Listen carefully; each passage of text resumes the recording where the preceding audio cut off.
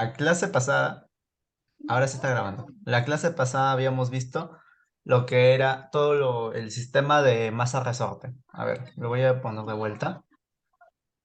Aquí está el modelo. No teníamos un modelo inicial de únicamente el alambre cuando estaba en equilibrio, perfectamente en estado, digámosle, puro, no se mueve, no hay ninguna fuerza interviniendo. En cambio, cuando vemos acá al medio, ya le hemos agregado un bloquecito y este ya ejerce una fuerza, en este caso su peso, hacia abajo, y por el otro lado vemos una fuerza que se contrapone a ese movimiento de producto de la deformación del alambre, que es K por S.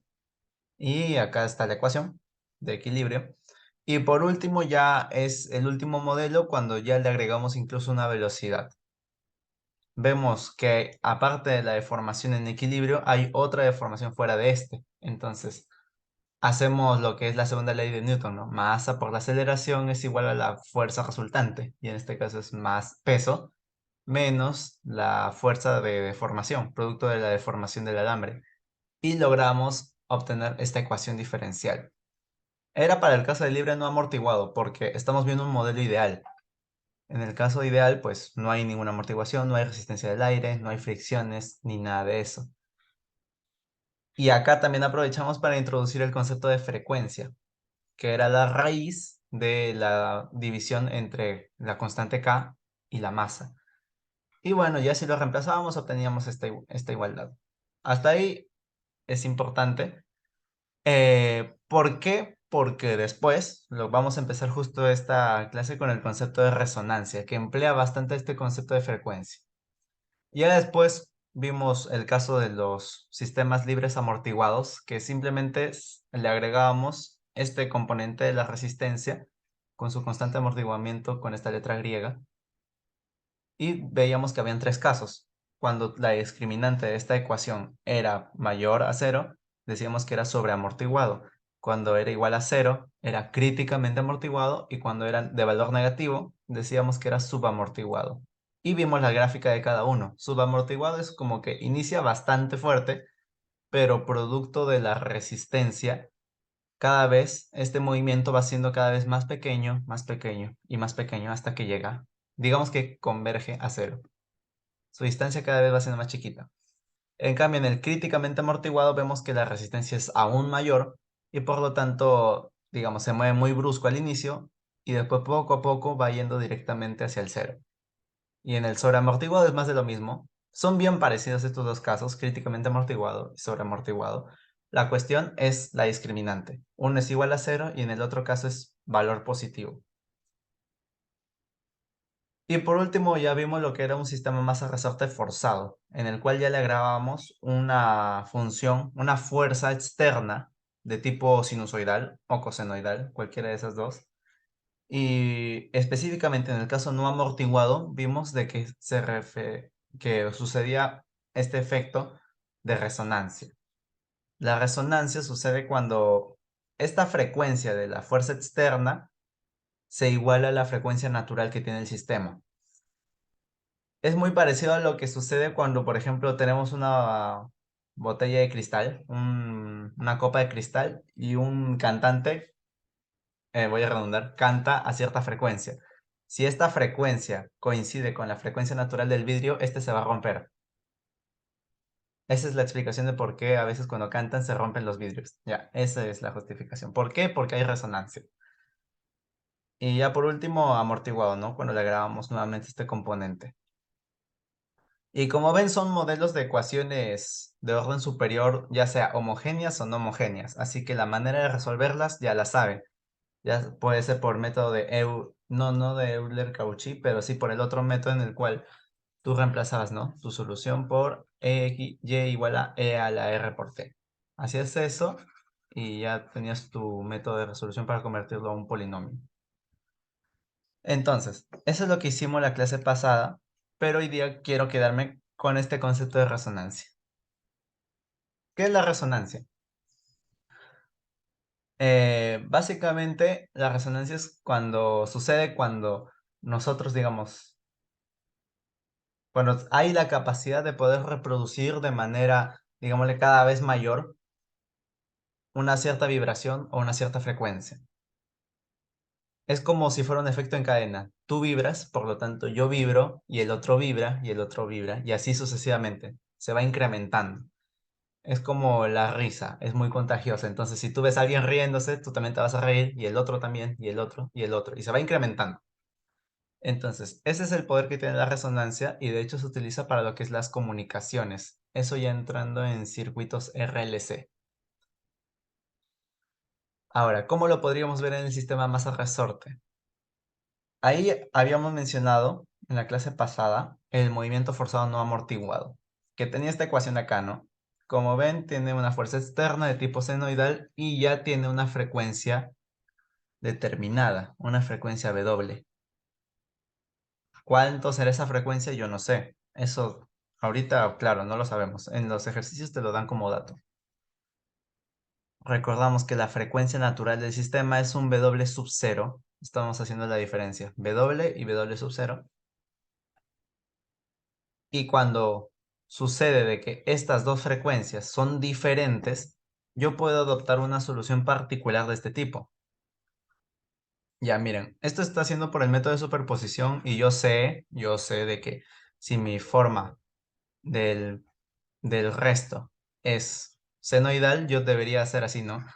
A seno WT más B coseno del WT. Ya, ese es el concepto teórico normal de superposición, pero bueno, para este caso sabemos de que como hay derivadas pares, de frente me animo a poner solamente el A coseno WT.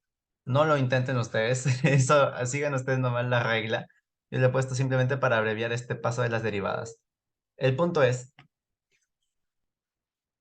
que mi solución particular puedo darle esta forma, A coseno WT.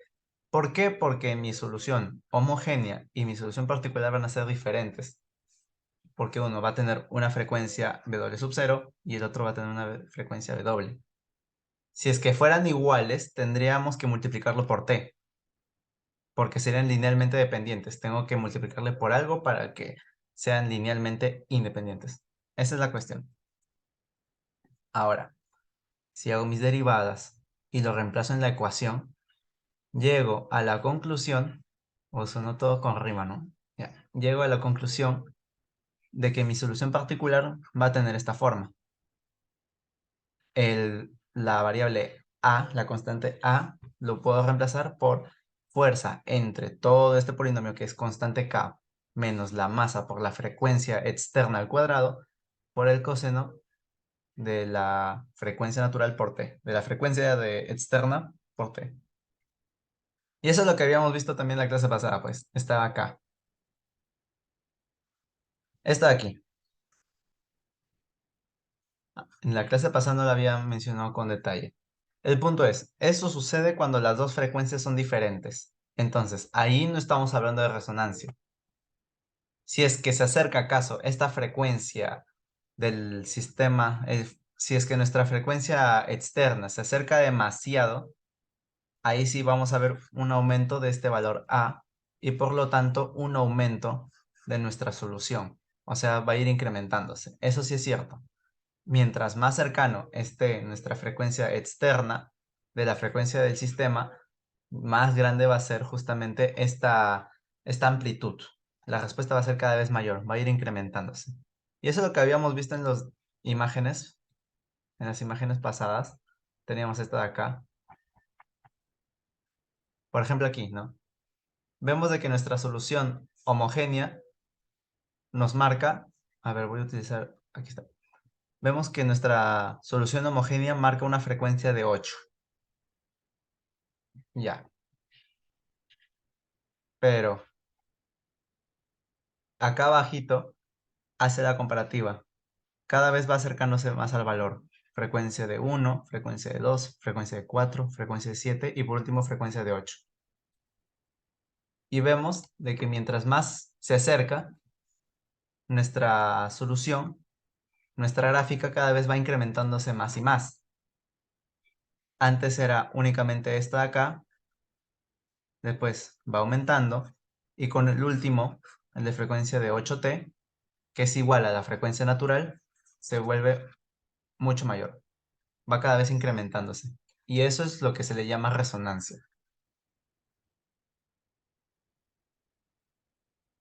Ahora, vayamos al caso. Si hay resonancia, acá le voy a poner resonancia. Ahí sí, mi solución particular ya no le puedo poner como acá, ¿no? Como A coseno de T.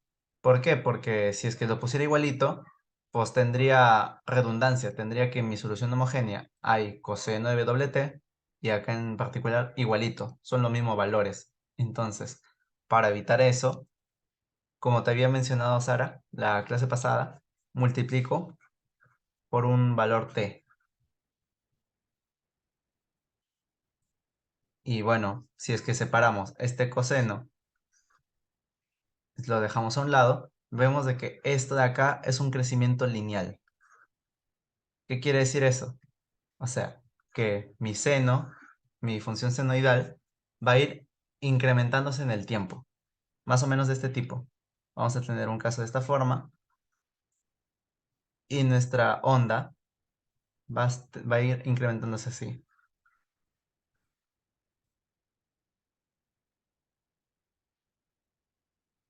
¿Queda claro eso? ¿Tienen alguna consulta? Queda claro. Ya. Entonces, eso es el caso para resonancia en sistemas de masa resorte.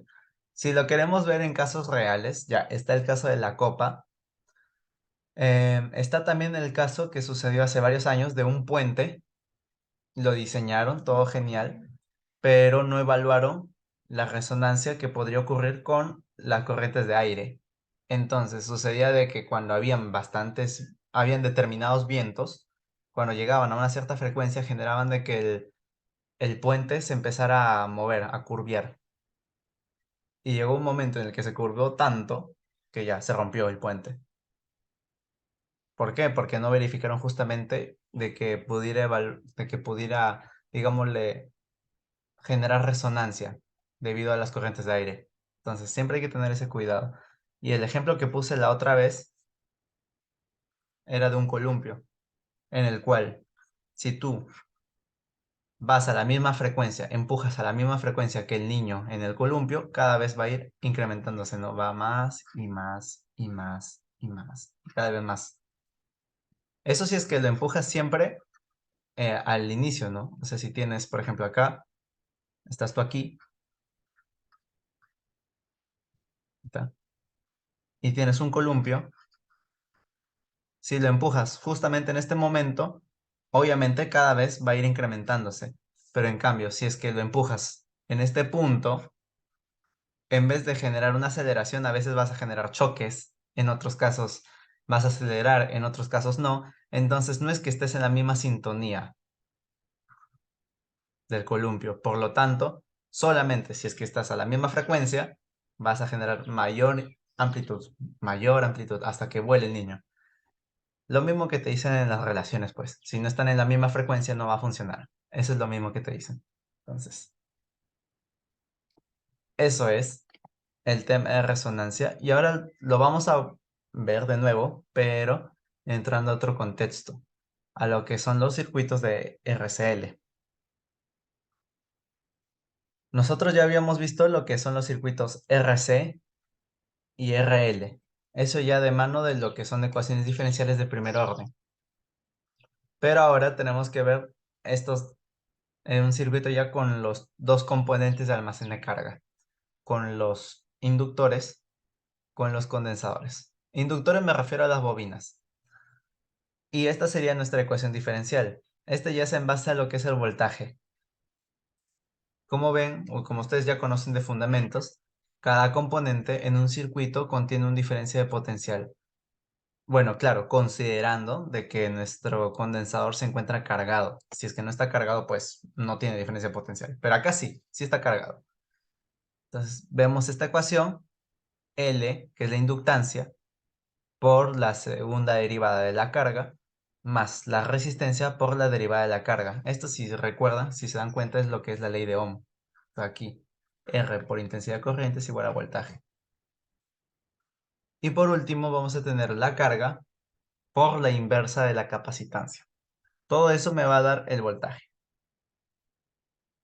Ahora, vamos a ver casos en los cuales no vamos a tener suministro de voltaje, sino que un condensador va a estar cargado o bien la inductancia, dependiendo. Y así como hemos visto arriba para lo que son los casos de sistemas amortiguados, acá igual.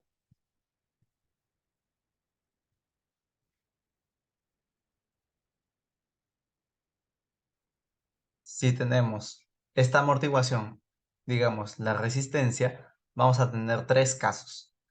Vamos a tener, por un lado, caso sobreamortiguado.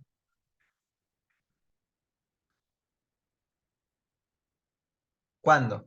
Cuando, bueno, nuestra discriminante es mayor a cero. Eso está claro. ¿Y eso cómo podríamos reflejarlo? Sería con r al cuadrado menos 4 veces L por C. Si esto es mayor a cero, pues estamos ante un caso sobreamortiguado. ¿Y la gráfica cómo va a ser? Va a ser exactamente igual que lo que habíamos visto en masa resorte. Va a tener el mismo comportamiento.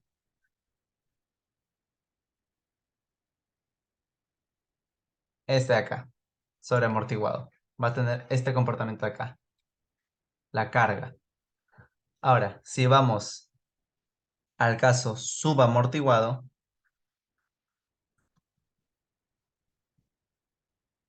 eso sucede cuando nuestra discriminante es negativa, o sea, menor a cero. Y eso se traduce nuevamente a r al cuadrado menos 4L entre C menor a cero. Ya. Eso es. Y por último, vamos a tener el otro caso que es críticamente amortiguado. Uy, qué feo me salió eso. Críticamente amortiguado. Acá, amortiguado. Ya esto está claro, ¿no? Cuando la discriminante es igual a cero. Por lo tanto, cuando r al cuadrado es igual a 4L sobre C. Entonces, ahí están sus tres casos para los sistemas libres amortiguados. Voy a subir esto.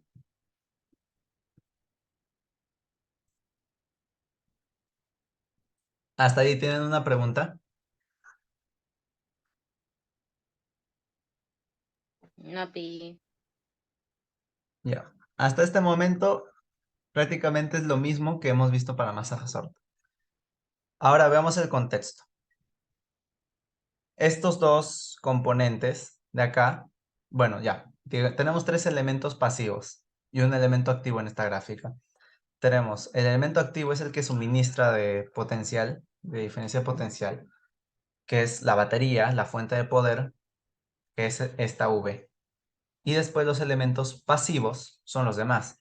Por un lado, los que se encargan de almacenar la corriente y por el otro, los que emplean esta, digámosle, la energía.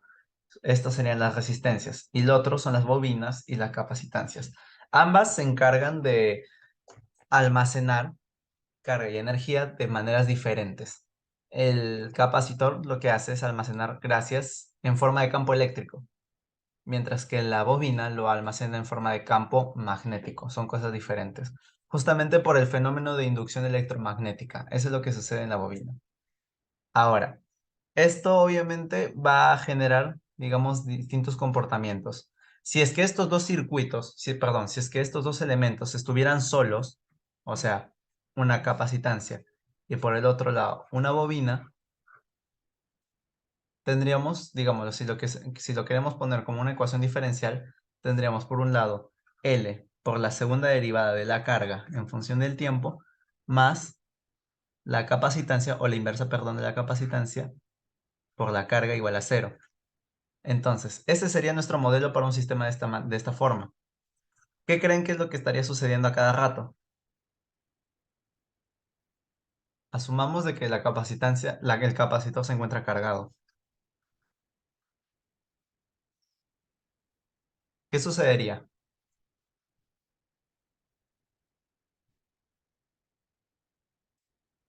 Ah, si está cargado es como si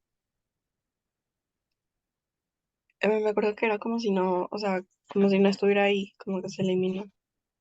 Ya, eso es si es que tenemos también resistencias y si no tenemos bobinas. Recuerda que ambos son, ¿cómo se le llama? Son elementos que se encargan de almacenar. No tenemos fuentes, no tenemos nada, solamente tenemos, en este caso, el condensador. Mira, lo que va a suceder es esto. Como ya se encuentra libre, está conectado a una bobina que en sí no es más que un cable, lo que va a hacer este capacitor es tratar de descargar su corriente. Digamos que está cargado así, ¿no? Positivo, positivo, negativo, negativo, negativo.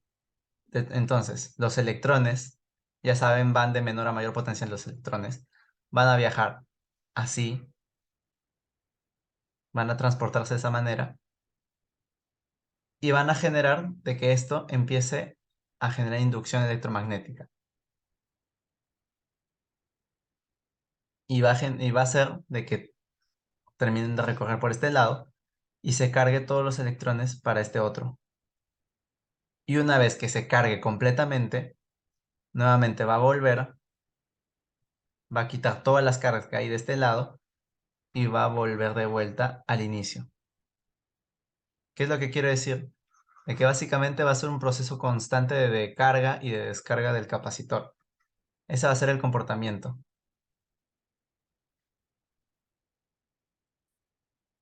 En ese caso,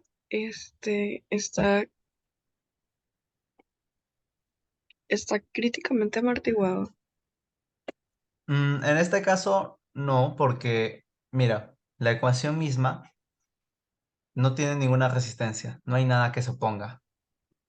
Entonces no podemos hablar de algo amortiguado, más bien es libre, sin amortiguación. A ver, vamos a buscar un Pero, video.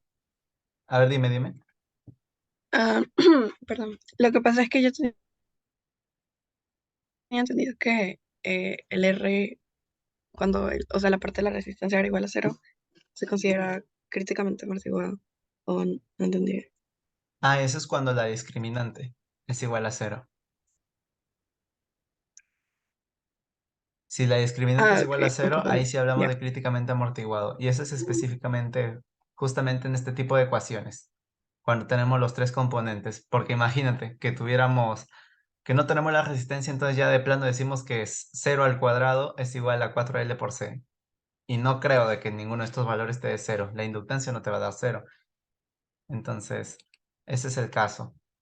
A ver, a lo mejor lo tengo en los videos de... ah, uy, qué bueno. Vamos a ver. ¿Dónde estará? Vamos a la historia. Hazlo puras canciones. Ya, ahí está. ¿Pueden escuchar audio o... A ver, share sound. No, Un condensador cargado a través de un inductor, verás que se produce un hermoso intercambio de energía entre los dos elementos. Estas oscilaciones de energía se ven como si el condensador dijera, toma mi energía, y el Ahora inductor sí. dijera, no, tú toma mi energía. sí, ahora sí. Ninguno de estos elementos almacena la energía y se queda tranquilo. Echemos un vistazo a la interesante física que hay detrás de estas oscilaciones y algunas de sus aplicaciones. Antes de sumergirnos en el circuito LC, necesitamos entender un circuito simple, un circuito condensador resistente. El condensador está completamente cargado inicialmente. Ahora introduzcamos una resistencia en el circuito. Aquí se puede observar que inicialmente el flujo de corriente está al máximo y luego decae bruscamente con el tiempo. Esto se espera porque al principio la diferencia de carga está al máximo, por lo que la corriente tiene que estar al máximo. Ahora veamos qué pasará si se reemplaza la resistencia por un inductor. Aquí también el condensador está completamente cargado inicialmente. Es bastante lógico esperar que haya un gran flujo de corriente al principio y luego el flujo de corriente se reduzca como en el caso anterior. Sin embargo, esto no sucede en la práctica. Un inductor desarrolla EMF a través de él, basado en el intercambio del flujo de corriente. Esto significa que un cambio drástico en la corriente no es posible a través del inductor como en el caso anterior. Ahora el flujo de corriente comienza de cero y aumenta al máximo, y luego vuelve de nuevo a cero.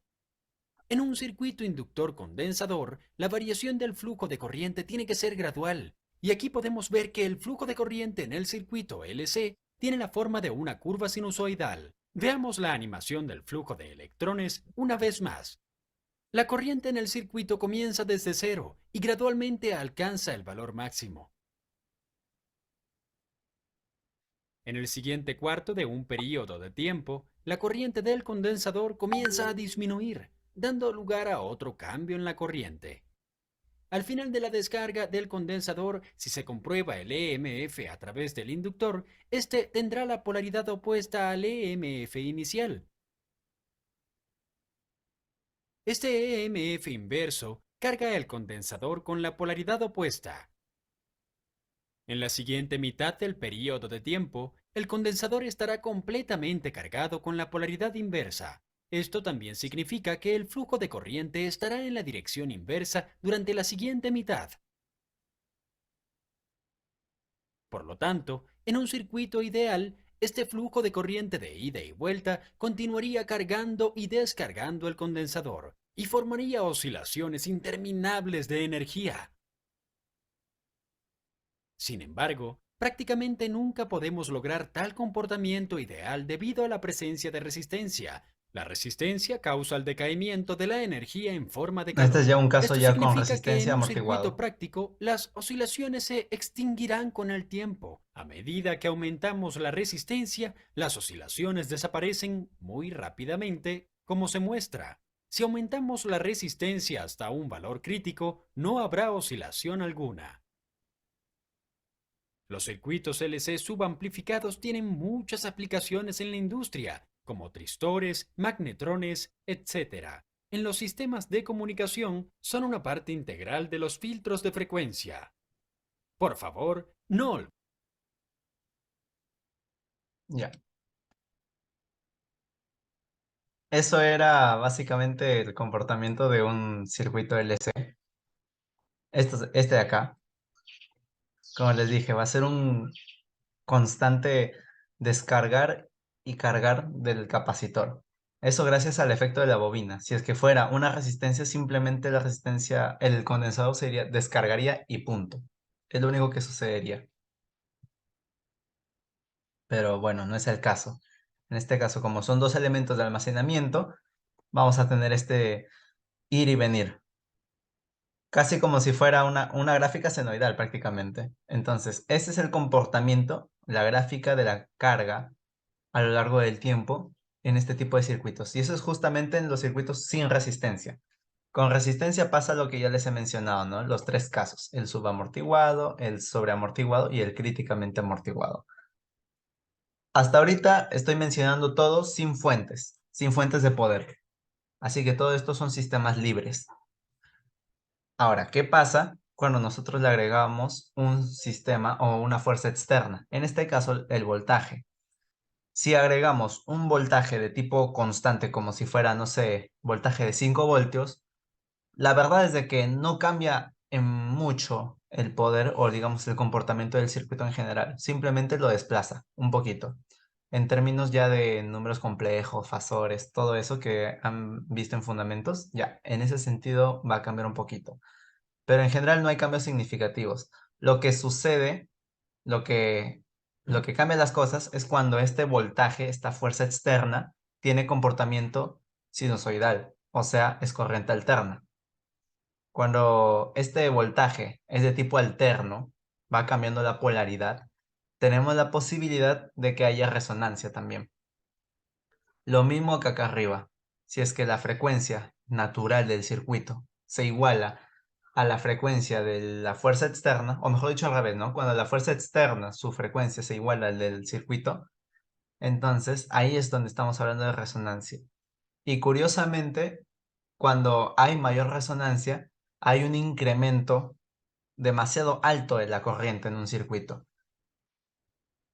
¿Qué es lo que podría llevar esto? A aprovechar justamente estas cantidades grandes de corriente para los sistemas de telecomunicaciones. Todo lo que son emisoras de radio, todo ello aprovechan esta corriente que se genera justamente.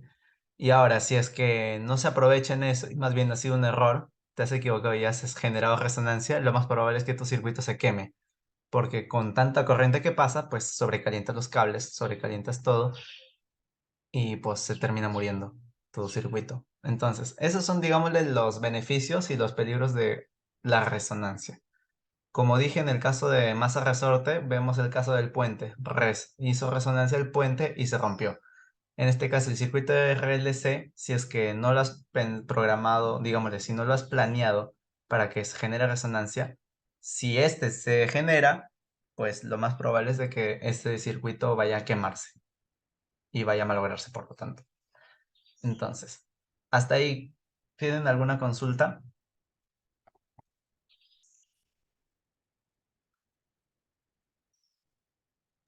¿Puedes repetir por qué el circuito se puede quemar Ah, ya. con la resonancia?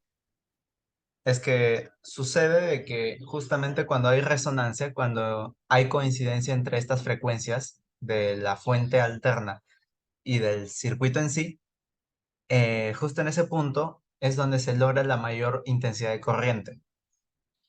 Si es que se genera intensidad, esta resonancia por bastante tiempo, pues vamos a tener una corriente muy alta por bastante periodo de tiempo y eso sobrecalentaría los sistemas.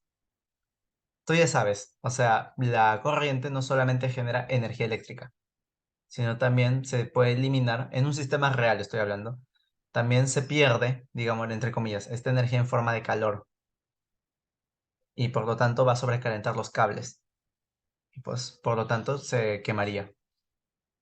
Ese es el motivo por el cual justamente hay que tener cuidado sobre las frecuencias. Por eso todo se diseña los circuitos con qué capacitancia, con qué inductancia, la resistencia incluso, cuál va a ser su valor para evitar estas cosas.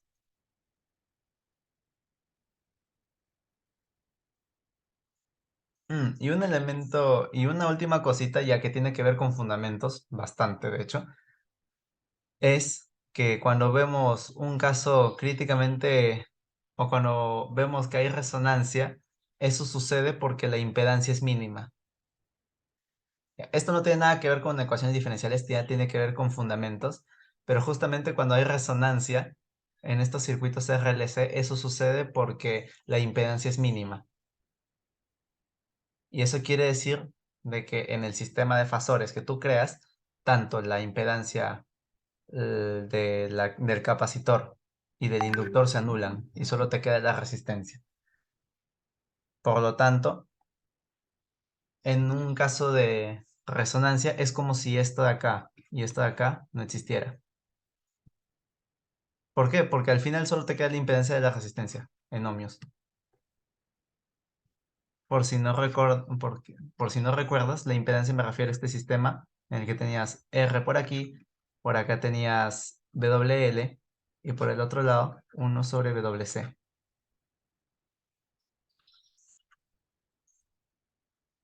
No sé si a lo mejor te resulta familiar este sistema de fasores. Ah, sí, me acuerdo un poco.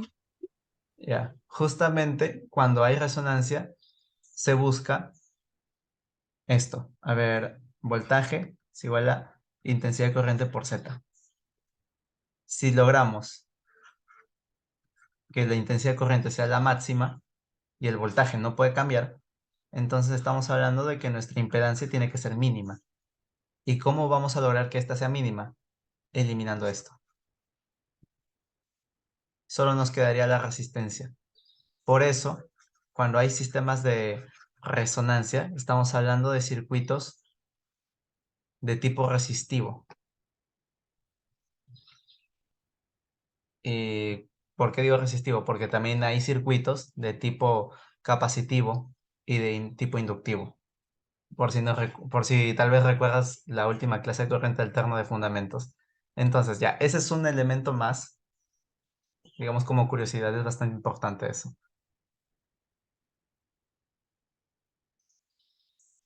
Entonces, ¿hasta ahí queda claro? Sí, Ya, ya. Entonces, ya habiendo revisado la teoría, bueno, me falta agregar, ¿no? Claro, el componente de la ecuación. Teníamos, por un lado, la inductancia por la segunda derivada de la carga en función del tiempo, más la inversa de la capacitancia por la carga, todo esto por una fuerza, o bueno, una corriente alterna, un voltaje alterno, ¿no? Le voy a poner así, en vez de F, ahí está. Entonces, este ya es un caso forzado, forzado, no amortiguado. No, sí, literalmente, forzado no amortiguado. Y bueno, pues cómo se resuelve ya lo conocemos. Es lo mismo que en sistema de masa-resorte. Ahora, el forzado amortiguado, ese sí ya sencillamente es esto de acá.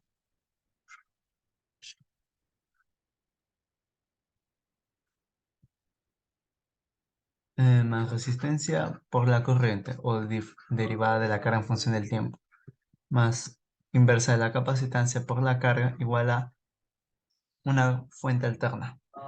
Ya, ahí está, sería forzado amortiguado.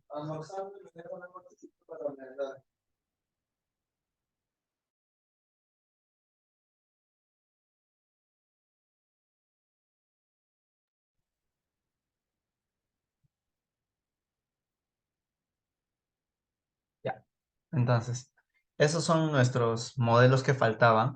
Las maneras en cómo se resuelven ya los conocemos. Hasta ahí, todo perfecto. Ahora sí, vamos a un ejercicio para, digamos, ya ponerlo en práctica. Acá tenemos, primero con este.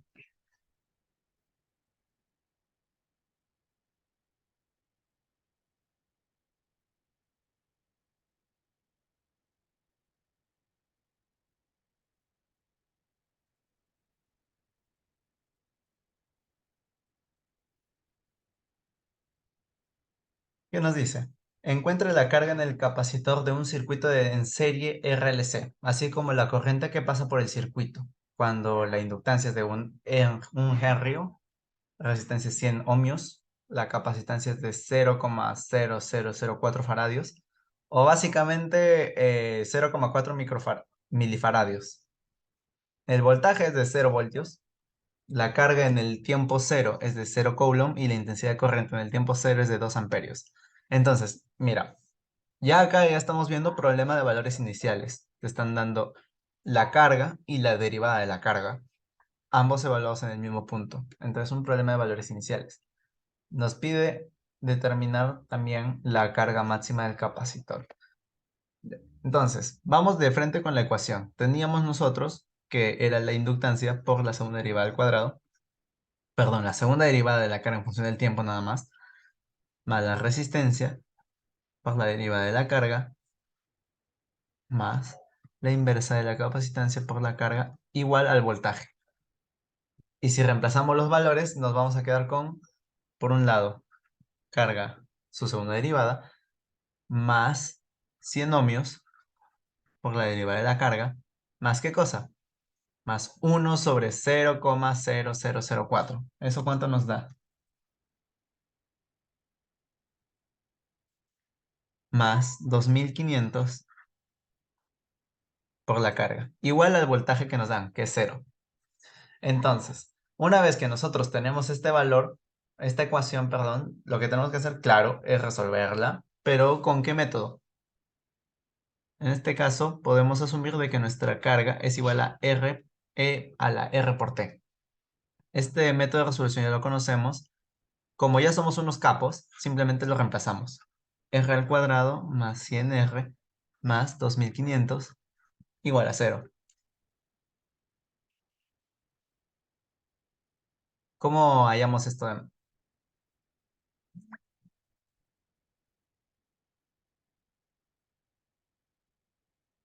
Mm, hacia el ojo no se me ocurre. A ver.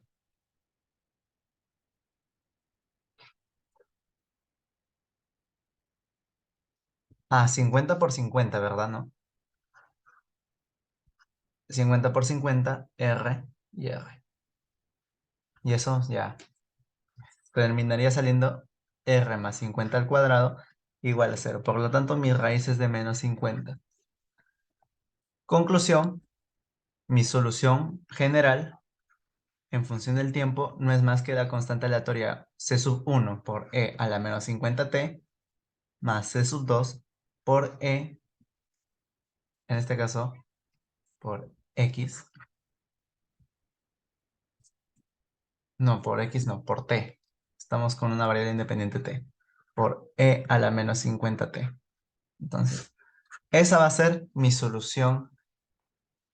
¿Y de qué tipo estamos hablando? ¿De qué tipo de sistema estamos hablando?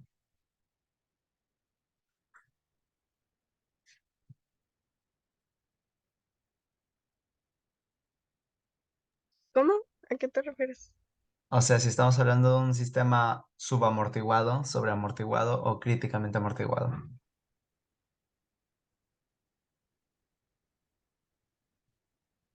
Mm, Nota que las raíces son raíces iguales. iguales sería, claro, este sería críticamente amortiguado. Ajá, exacto. Críticamente amortiguado.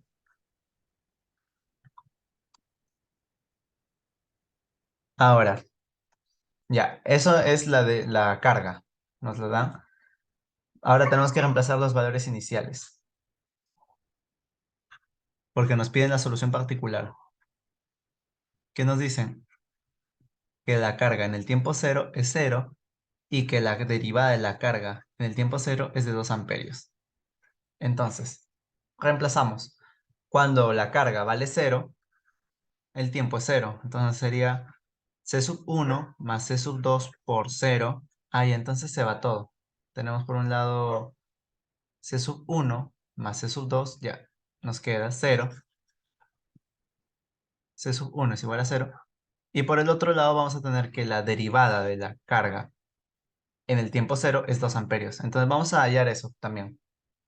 Voy a bajar esto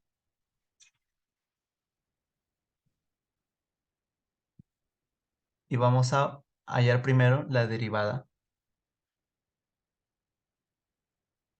¿Esto cuánto sería?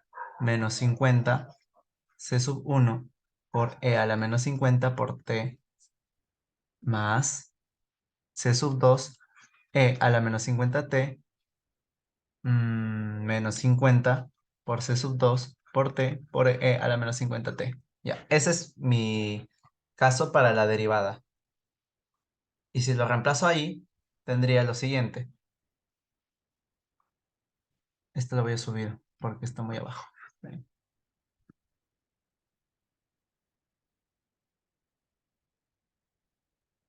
Ya, ahí está. Entonces, reemplazo eso aquí. Esto ya de plano me va a dar 0 porque ya sé que C sub 1 es igual a 0. Entonces, 2 amperios es igual a C sub 2 y ya está. ¿Por qué? Porque en el otro lado es menos 50 por C sub 2 por tiempo igual a 0. Entonces esto ya de frente se va. Nos queda de que C sub 2 es igual a 2 y que C sub 1 es igual a 0. Reemplazamos. Nuestra carga va a ser igual a ¿qué? Ya se va toda esta primera parte, el de C sub 1, y nos quedamos únicamente con 2t por E a la menos 50t. Eso es lo que va a pasar. Esa sería la respuesta a nuestra pregunta. Espera, ¿puedes repetir por qué se Eh, elimina esto de acá? ya. Eso es que como estoy reemplazando, estoy diciendo que C sub 2, o mejor dicho, la derivada de la carga en el tiempo cero es 2 amperios. Entonces estoy reemplazando en todos los componentes de tiempo por cero. Y como es cero, se va a ir todo. A eso me refería.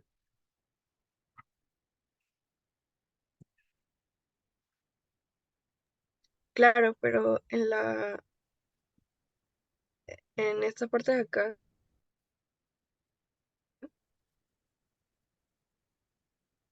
Ya.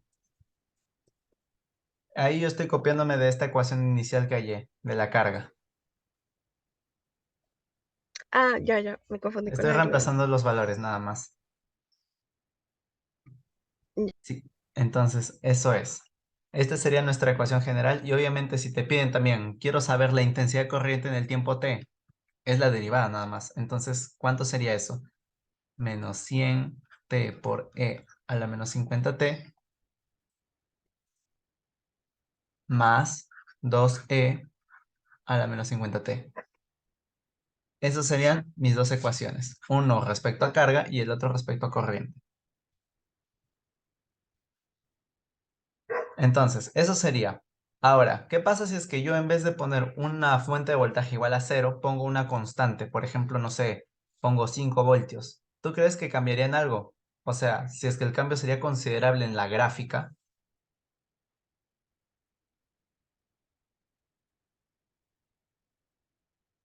Creo que no, porque, o sea, igual cuando hallamos la solución, tipo, reemplazamos eso por cero. Entonces, creo que no Claro, cambia al nada. final mi solución homogénea va a ser la misma. Lo que va a cambiar es Ajá. la solución, que le vamos a agregar una solución particular. Pero esta solución particular tiene una forma de constante. Entonces, lo que simplemente va a suceder es que la gráfica se va a desplazar un poquito más o bien a la derecha o bien a la izquierda, pero no hay ningún cambio significativo. Solamente eso. No es que haya una transformación de la curva ni nada así. No hay ninguna modificación de ese estilo. Y de hecho, per se no puede haber, digamos, si queremos evaluar que si hay resonancia por acá, per se no podemos hablar de una resonancia porque, mira la gráfica, es un 2t por e a la menos 50t. Es una función exponencial. La gráfica corresponde a un tipo así, no a un tipo como el subamortiguado, que es de este tipo. En el subamortiguado sí podríamos hablar de una posible resonancia, sí, cabe la posibilidad, pero en este caso pues claramente no.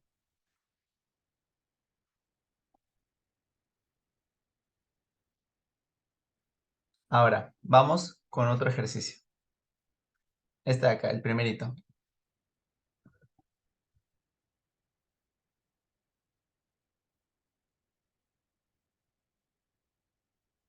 que nos dice, este ya es diferente, en un circuito LC, o sea, con solamente una bobina y un capacitor. El transporte de carga eléctrica es dado por la fuente, acá están agregando una fuente de poder, que es de 100 por el seno de 10t.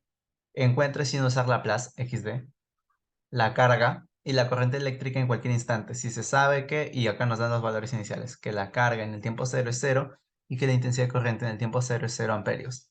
Y los datos, ¿no? La inductancia y la capacitancia. Entonces, pongámonos en contexto. Estamos hablando de un circuito LC. Básicamente esto, nuestra bobina y por el otro lado nuestro capacitor. Ya sabemos más o menos cómo es que funciona esto. Estamos hablando de un circuito no amortiguado, aunque tenemos que considerar que nos están dando una fuente de poder de 100 por el seno de 10t. Entonces, estamos agregando una fuerza externa, por así decirlo. Entonces, vamos a graficar. Vamos a escribir la ecuación. Teníamos por acá la inductancia por la segunda derivada de la carga en función del tiempo, más, ahora como no hay resistencia no ponemos nada, la inversa de la capacitancia por la corriente es igual a nuestra fuente de poder. Reemplacemos. Por un lado vamos a tener ¿cuánto? La inductancia es 0,1 henrios, 0,1 por la segunda derivada de la carga, más 10 por la carga. 1 sobre 0,1 nos da ese valor. Esto va a ser igual a ¿qué? A 100 veces el seno de 10 veces el tiempo. Ojo que aquí ya desde el inicio nos están dando la frecuencia que es igual a 10. Entonces hay que estar atentos a ello. Siempre hay que estar pendientes en estos casos, en estos ejercicios, si es que acaso la frecuencia de nuestro sistema va a ser igual. Veamos. ¿Cómo resolvemos esto? Esta es una ecuación diferencial no homogénea. ¿Cómo lo podríamos resolver? ¿Qué tenemos que hacer primero? Primero reemplazarla como si fuera homogénea. Ahí la solución homogénea. Ajá. Wow, te escucho muy Ah, rápido. no, espérate, primero es la forma estándar, porque, espera, aunque, no, la solución homogénea, de frente.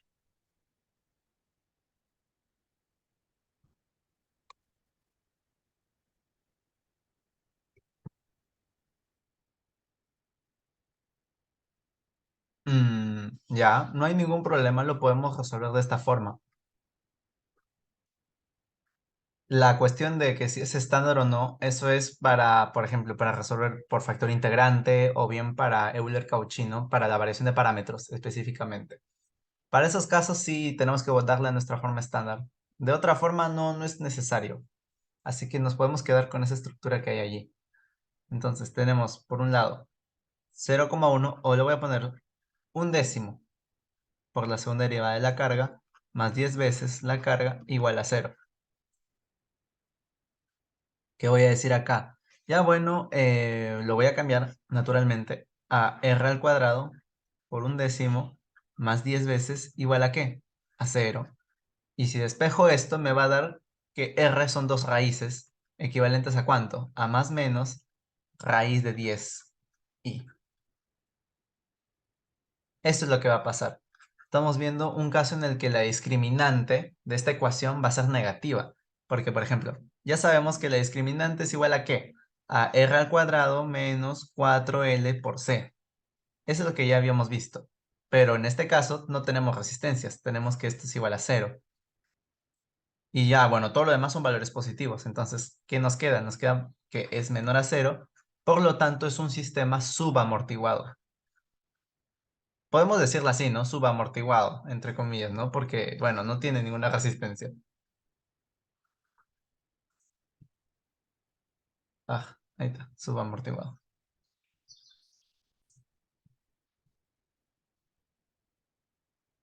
Ya digámosle así, ¿no? Subamortiguado. Y en base a ello ya conocemos cómo va a ser nuestra solución. Homogénea, ojo. Carga. Y la solución homogénea va a ser igual a ¿qué? A nuestro componente E a la alfa por el tiempo, que sabemos que esto va a ser igual a 1 por la constante aleatoria C sub 1 por el coseno de ¿cuánto? 10 por el tiempo más C sub 2 por el seno de 10t. Acá me acabo de percatar que me equivoqué, no era la raíz, era simplemente 10. Entonces, esta sería nuestra solución homogénea. ¿Hasta ahí queda claro? Sí, Ya. Y ahora quiero que veamos. Hasta este punto estamos notando de que la frecuencia natural del sistema es de 10. Pero ¿qué nos están diciendo aquí? Que la frecuencia del voltaje también es 10. Entonces, estamos viendo un caso en el cual la frecuencia de la fuente y del circuito son iguales.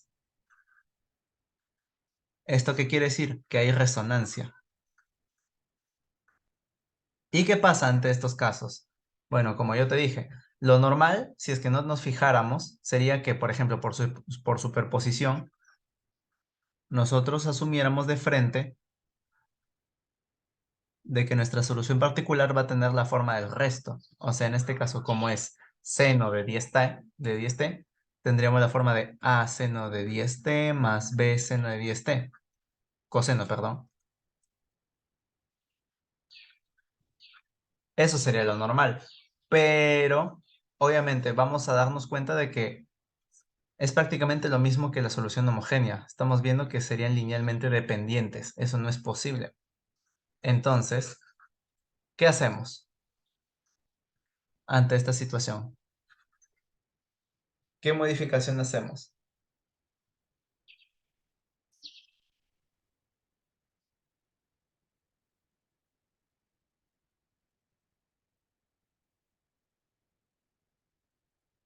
A ver, Sara, ¿qué haríamos ante este caso? Tenemos seno de 10t más b coseno de 10t.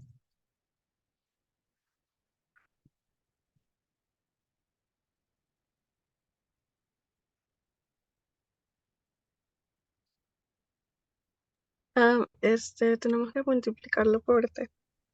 Claro, sería así, por t. Por eso hay que estar atentos. En estos casos, justamente, hay resonancia, hay que percatarnos de ello. A por t, seno de 10t, más b por t, coseno de 10t.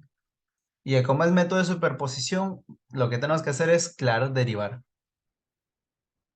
Por acá vamos a tener a seno de 10t más 10 at coseno de 10t. Por el otro lado, b coseno de 10t menos 10b t seno de 10t. Todo un enrollo. Y esto de acá al final, ¿qué nos va a dar? Bueno, primero lo voy a agrupar, ¿ya? Por un lado voy a tener a menos 10b, 10bt por el seno de 10t. Y por el otro lado voy a tener ¿cuánto? Más 10at más b coseno de 10t. Así va a estar. Y mi segunda derivada, ¿cuánto sería? Ya, esto, a ver, la primera derivada sería menos 10b seno de 10t más 10a menos 10bt por el coseno de 10t. Esa es nuestra primera derivada, o sea, nuestro primer componente. Y el resto sería ¿cuánto? 10a negativo por el tema del coseno.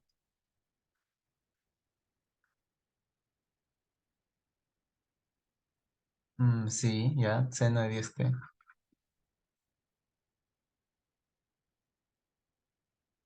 ¿Y qué más? Eh, ah, a ver, no, acá estoy metiendo la pata. Ya, bien. Primero derivo este componente de acá, coseno de 10t. Y ahora sí, me encargo del otro. Sería menos 10 por 10a por t más b seno. Ahora sí toca seno de 10t. Muy bien. Entonces ya tenemos todos nuestros valores. Sé que está feísimo, pero bueno, es lo que hay. Entonces agrupamos. Por un lado vamos a tener menos 10b menos 100a menos 100a por t menos 10b. Ya. Eso por el seno de 10t. Y por el otro vamos a tener ¿cuánto? Más 10 veces a menos 100 veces b por t más 10 veces a, todo por coseno de 10t. Y reemplazamos.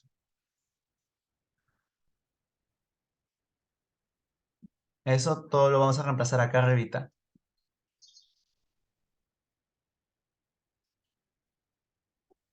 En esta ecuación, ¿cuál era? Esta de acá.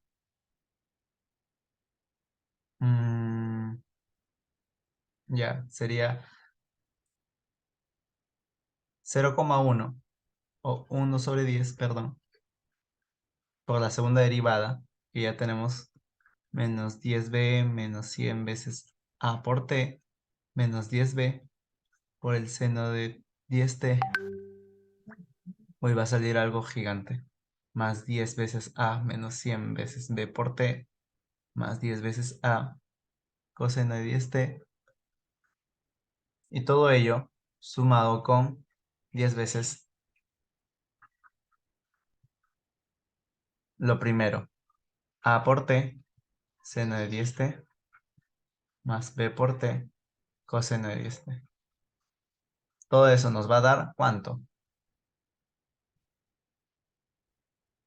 100 veces seno de 10 veces t. Sí, ya está. Entonces, ahora tenemos que ver la manera de solucionar todo este enrollazo. Primero lo primero, vamos a multiplicar todo ello. Saldría menos B más 10 veces A por T más B es igual a seno de 10T más A más 10 veces B por T más A coseno de 10T. Y a este sí ya no tiene remedio, pues. Sería 10 A por T por seno de 10T más 10BT por coseno de 10T. Y esto lo podemos seguir agrupando aún. Por un lado, agrupamos todo lo que es seno de 10T y por el otro todo lo que es coseno de 10T. Entonces tendremos por un lado 10 veces A por T menos 10 veces A por T más 2B, todo ello por el seno de 10T. Y por el otro vamos a juntar estos otros componentes, que es cuánto, más 10 veces B por T menos 10 veces B por T más 2 veces A igual a coseno de 10T. Y todo eso igual a nuestro valor 100 veces seno de 10T. Vemos que se va, te vas. Y ya. Y nos va a quedar únicamente 2 veces B por el seno de 10T más 2 veces A coseno de 10T.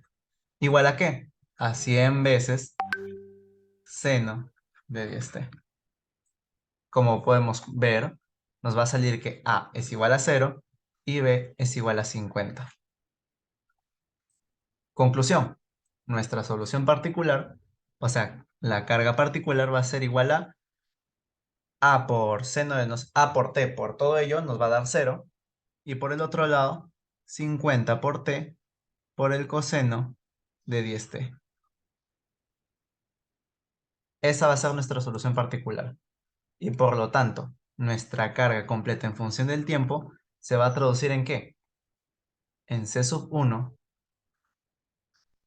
por el coseno de 10T más C sub 2 por el seno de 10T más 50T por el coseno de 10T. ¿Sí, no? Ah, acá me equivoqué, no seno y coseno, era al revés. Ah, no, sí lo puse bien. Ya. Entonces, esta es nuestra solución general. Todas las expresiones son linealmente independientes entre sí. Más bien, lo único que nos queda, ahorita sí estoy haciendo un problema completo, no solamente hallando la solución general, sino también determinados en resonancia y por último también incluyendo nuestros valores iniciales. Entonces sabemos, carga en el tiempo cero es 0 y la derivada de la carga en el tiempo cero también va a ser 0. Entonces, vemos que necesitamos también la derivada de la carga. ¿Eso nos saldría cuánto? Menos 10 C sub 1 por el seno de 10T más 10 por C sub 2 por el coseno de 10T más 50 coseno de 10T menos, menos 500 por T por el seno de 10T.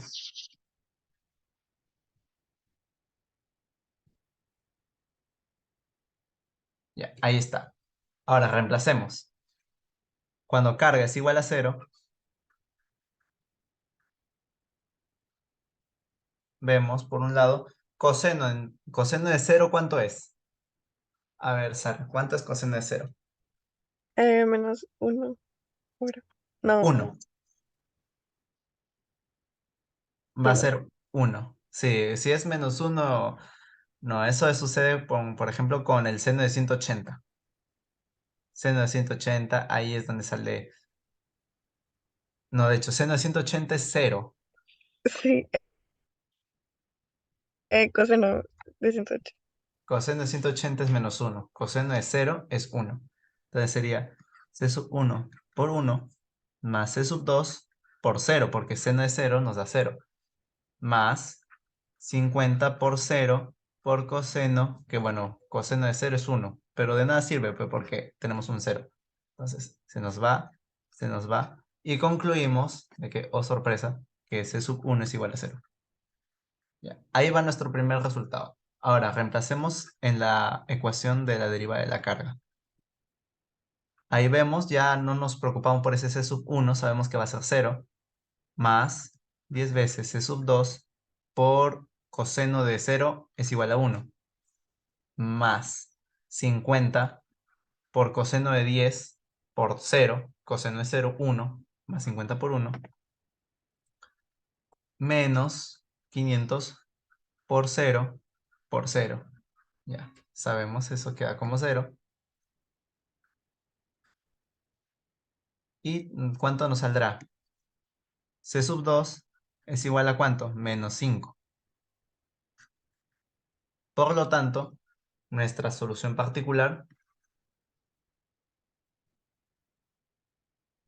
va a ser igual a menos 5, caramba, menos 5 por el seno de 10t, ahí está, más 50 por t coseno de 10t. Y esa es nuestra solución particular a todo ese ejercicio. ¿Quedó comprendido? Sí. Ya. Este ejercicio, recuerdo, en su momento me vino en un GDS. De hecho, en el último GDS, porque antes eran dos, nada más, en todo el ciclo eran dos GDS. Cada uno tenía un peso considerable. Y justamente en este ejercicio me salió que la carga en general era igual a 0. ¿Por qué? Porque no consideré de que hubiera resonancia, ni me percaté de que esta frecuencia de aquí era igual a la frecuencia de la solución homogénea. Como no lo consideré, lo intenté resolver simplemente por superposición, sin multiplicar por t. Y al hacer todo el despeje, la carga, la ecuación me salía que era 0. Y obviamente estaba mal. Entonces, justamente, ese fue mi error en su momento. Pero ya una vez que ya conoces esto de resonancia, no se te escapa. Siempre tienes que estar fijándote si es que acaso las frecuencias son iguales. Y eso sucede para casos así con senos, cosenos, senos. Si tu solución sale así, ya ve fijándote si es que acaso la fuerza externa que te incluyen o el voltaje tiene una frecuencia parecida. Si es lo mismo, haces lo que te mencioné, no lo multiplicas por t y simplemente realizas lo demás y llegarás a la respuesta. Entonces, eso ha sido todo lo que es los modelos lineales de ecuaciones diferenciales de orden superior, sistema masa-resorte y circuitos RLC. Con esto ya tenemos cubierto todo el mapa que habíamos visto hace casi ya 3 clases. Este mapa de acá ya está cerrado. Prácticamente puedes decir que sabes todo esto. Obviamente la idea es que sigas revisando, sigas investigando y veas más cosas, porque no hemos visto modelos no lineales de orden superior, por ejemplo. No hemos visto eso. Y sin embargo hay. Pero está para investigar más. Entonces, ahora, el último tema del día de hoy va a ser transformada de Laplace.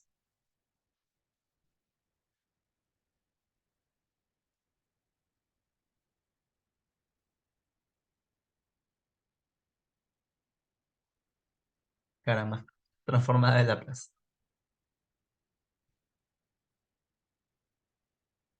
Muy bien. Básicamente, ¿qué hace la transformada de Laplace? Pasa del mundo de las ecuaciones diferenciales, pasa al mundo del álgebra. Eso es lo que hace. Porque hay casos en los cuales resolver las ecuaciones diferenciales, así como nosotros estamos viendo cómo resolver, sale muy engorroso. Has visto, por ejemplo, esos casos de integrales horribles, ¿no? Por ejemplo, una vez vi un ejercicio, algo así.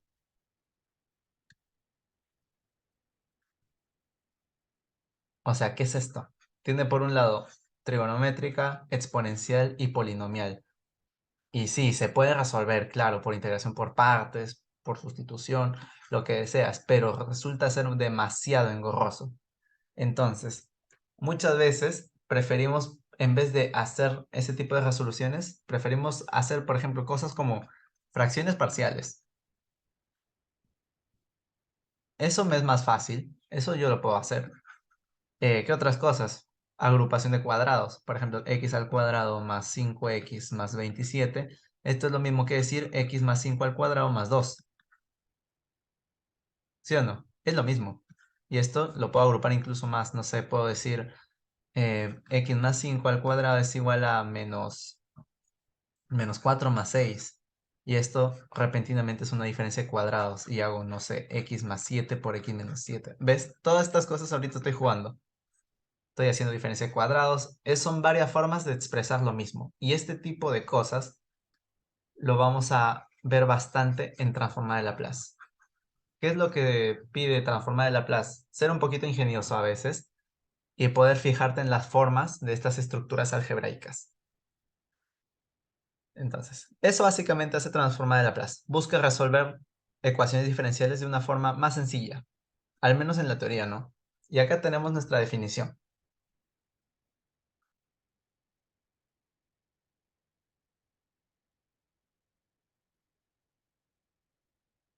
Esta es la definición que nos pone el libro de Denis Hill y dice, básicamente la transformada, lo que nosotros logramos resolver a través de ecuaciones, o mejor dicho, a través de, digámosle, procesos algebraicos, en realidad esto se define como una integral del 0 hasta el infinito con una forma así.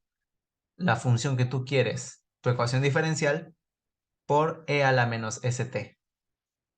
Esta variable s es la nueva variable que vamos a emplear de ahora en adelante. Entonces, esa es la forma en cómo se define la transformada. Sin embargo, obviamente, esto está más para conocimiento, tal cual no vamos a emplear una integral. Nosotros vamos a ir de frente a lo que son los ejercicios y a cómo es que hay estas conversiones con esta tabla.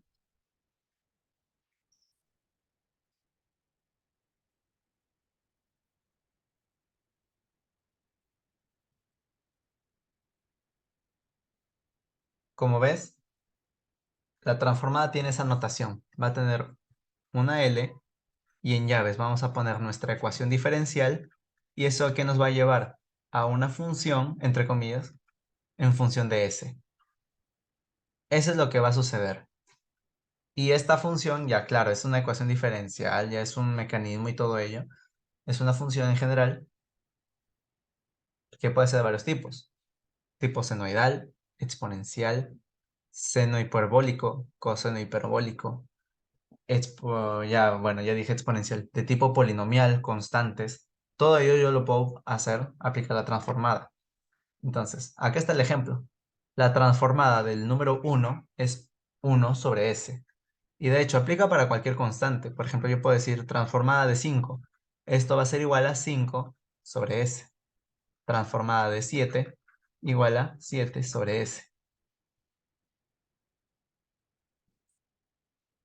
Transformada del valor del electrón, el valor numérico, es el valor del electrón entre s. Entonces, ya, esa es nuestra primera transformada. Y después tenemos las demás, ahí abajito, ¿no? Tenemos por un lado, la transformada de un número elevado a la n es el factorial de n entre s elevado a la n más 1. Entonces, ¿eso en qué se traduce? Porque ahí parece chino. Tenemos por un lado, la transformada de qué valor puedo decir t a la cuarta. Esto se va a traducir en qué? Factorial de 4 entre s a la 4 más 1. Y esto en números se traduce a 24. Sí, a 24 por s a la quinta.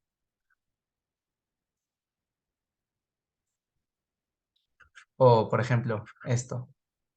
T a la sexta. Esto es igual a factorial de 6 por s a la 6 más 1. Por lo tanto, ¿esto a qué nos lleva? A 120 por 6, 720 más s a la séptima. Entonces, acá, por ejemplo, yo estoy aplicando las transformadas. ¿Cómo es que se llega a esto? Pues justamente mediante esta integral.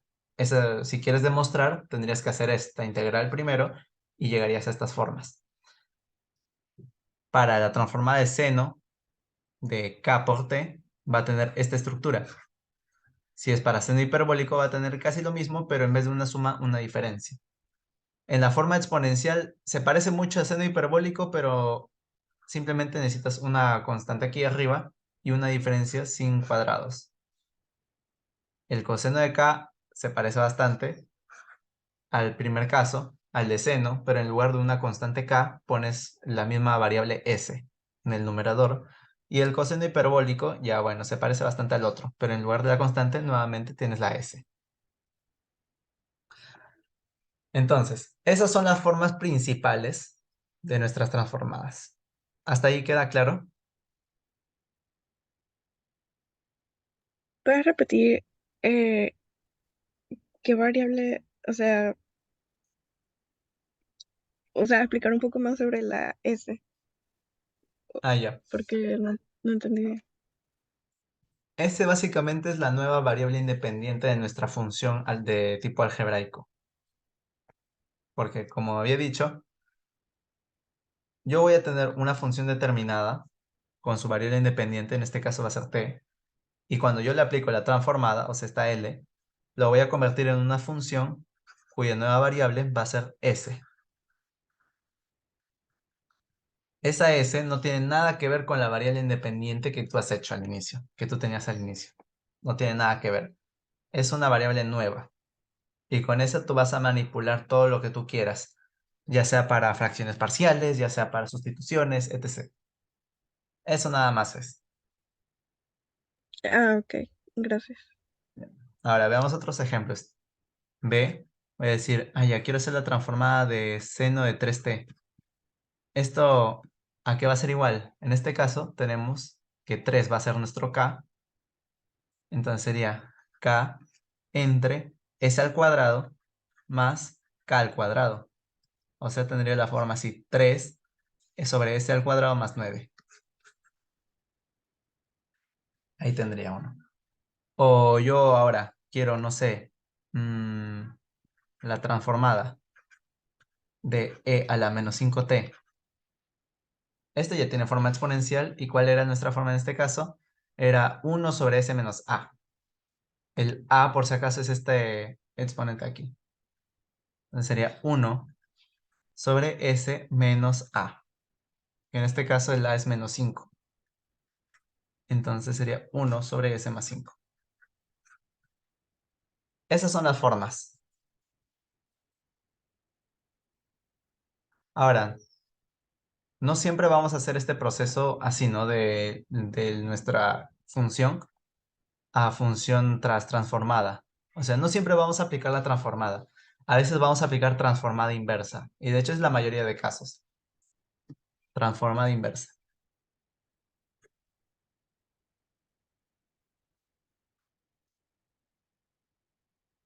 Si quieres ver un paralelismo, lo puedes comparar con convertir de... Primero, tenías una derivada, ya, tienes una función. Derivas y obtienes la derivada de la función. Pero para conocer nuevamente tu función original, integras. Entonces, lo mismo va a suceder acá. Primero voy a tener una función y aplico la transformada y voy a obtener mi función en función de s. Y para volver a la original, ¿qué hago? Transformada inversa. Es el mismo caso, son paralelismos. Y ahora, este L-1 es una notación, ojo. No es de que de verdad sea la inversa de. O sea, no es que vayas a hacer que haya L a la -1 es igual a 1 sobre la transformada de esto. Eso no tiene nada que ver. Simplemente denota de que es la transformada inversa. Punto. ¿Y cómo se hace esa transformada inversa? Bueno, lo mismo. Tipo, si yo tengo 1 sobre S más 5, ya, le aplico la transformada inversa. Entonces, ¿qué digo? A ver, en esta imagen yo tengo, ya. Esta es mi función en función de S. Si le aplico la transformada sería E a la AT. Entonces, en este caso va a ser igual. Voy a decir que es E a la A, que sería menos 5 por T. Esa es una transformada inversa. Y de hecho acá lo tengo en la gráfica, una tablita. ¿Dónde lo tengo? ¿Dónde está? Ahí está.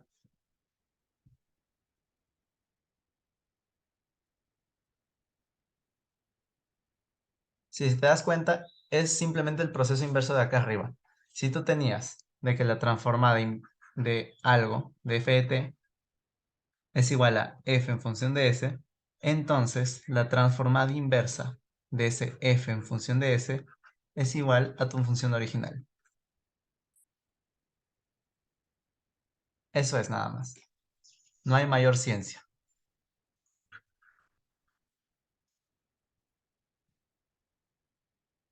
La clave con este tema es tener práctica. Practicar constantemente, porque si no, ahí se nos cuesta un poquito nada más. Entonces, ¿queda claro?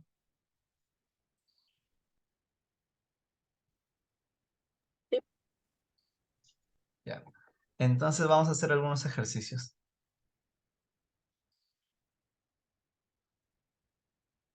A ver, vamos con esto.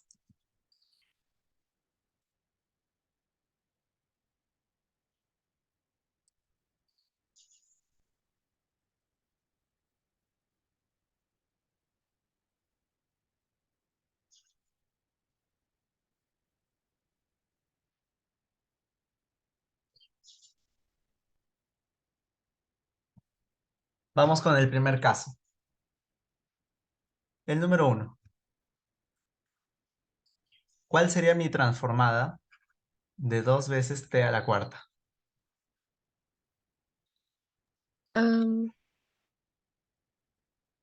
Sería A ver, te voy a dos pasar esta veces, tabla. Te lo voy a pasar esto de ujú, acá para que lo puedas tener a la mano. ya,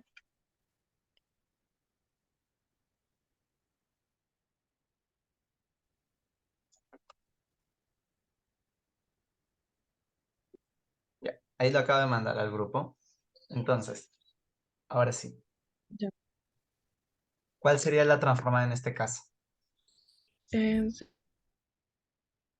sería, creo que sería dos veces la permutación de 4 Ujú. A ver, una propiedad en, importante es de que los constantes las puedo sacar. Sería así.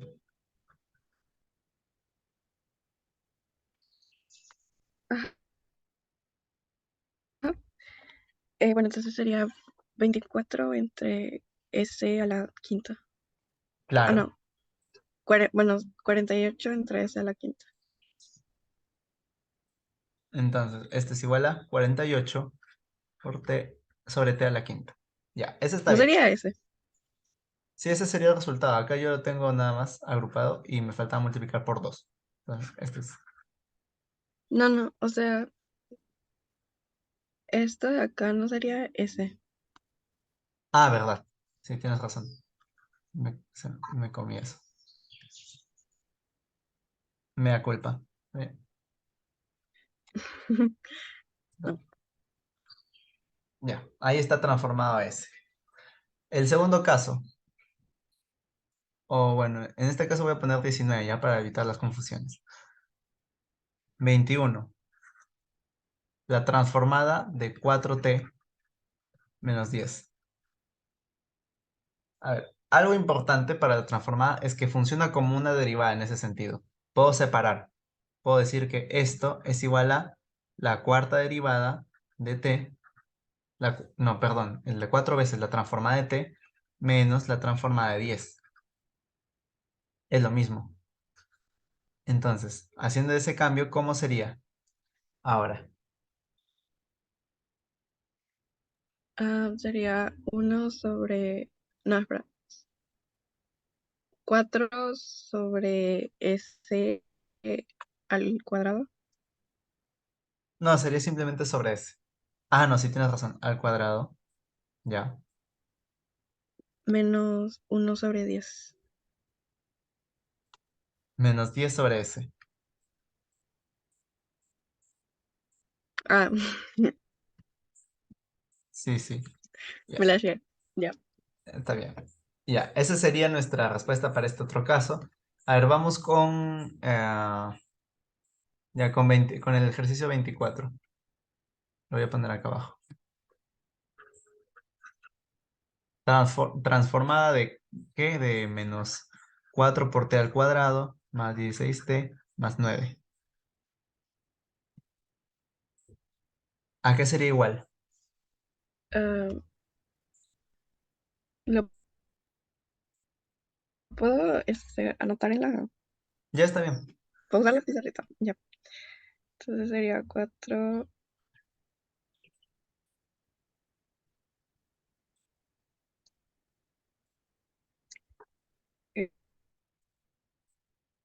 más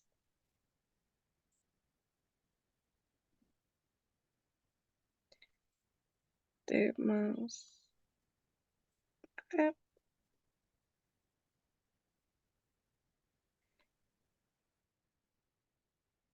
Este sería...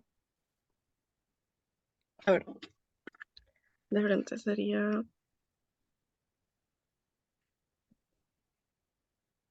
-8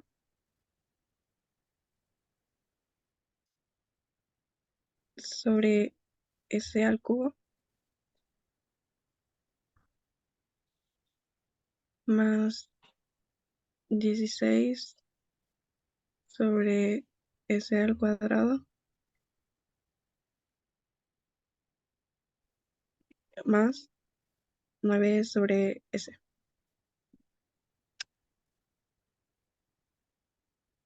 Ya, sí está bien. Acá sería Ok, -8 sobre s al cubo más 16, sí, 16 sobre s al cuadrado más 9 sobre s. Perfecto, eso es. Ahora, vamos con otros elementos. Vamos tal vez con el 28.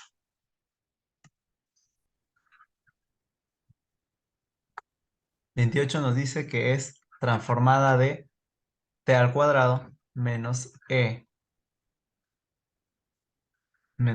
a la menos 9 por t más 5.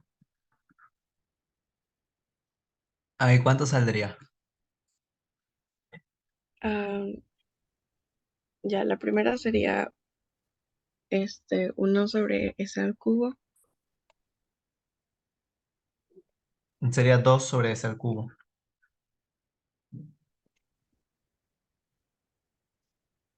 Ah, claro, ya. La siguiente sería menos, -1 sobre S más, no, sí, S más 9. Ujú. Y el otro sería más 5 sobre S. Perfecto, está bien. Ahora, Ok, ya. mm, este otro, el 31.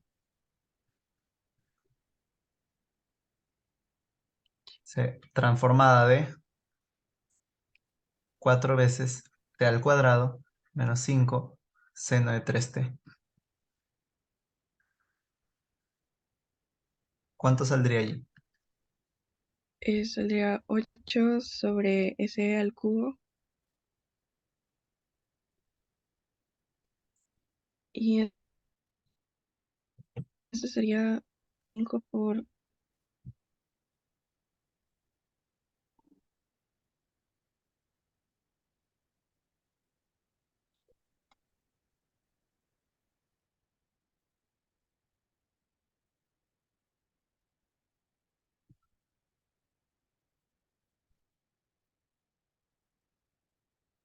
¿Cuánto?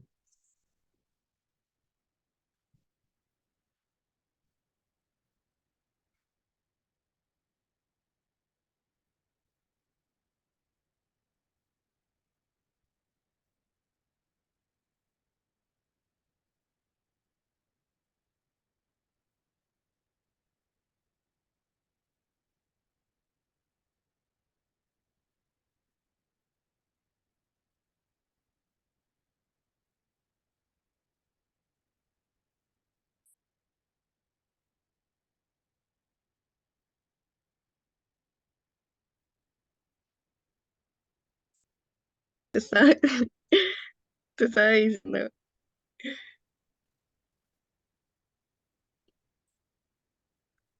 Ujú. menos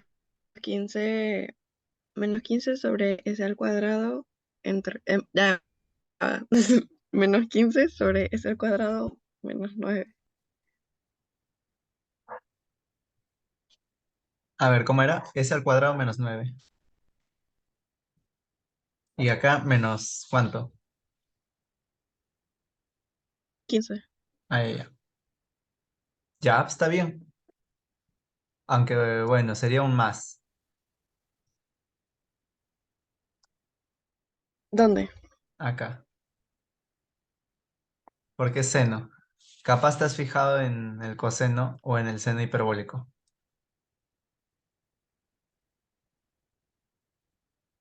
El Ah, sí, me seno de fijé, fue 3. en el hiperbólico.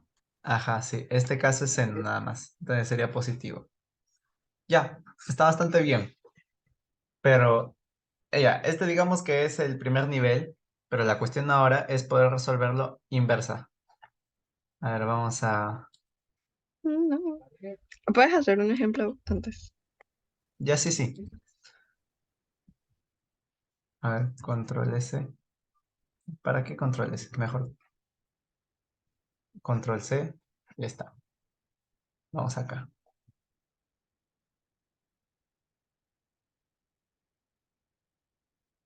Empecemos con el fácil, el unito. Dice, transforma de inversa ¿de qué? De 1 sobre S al cubo. Bueno, acá ya tenemos que pensar al revés. En este caso vemos mucha S al cubo. ¿Qué puedo hacer yo? Me recuerda bastante a lo que sería la forma, ¿no? De factorial de S a la N más 1. Me recuerda bastante a eso.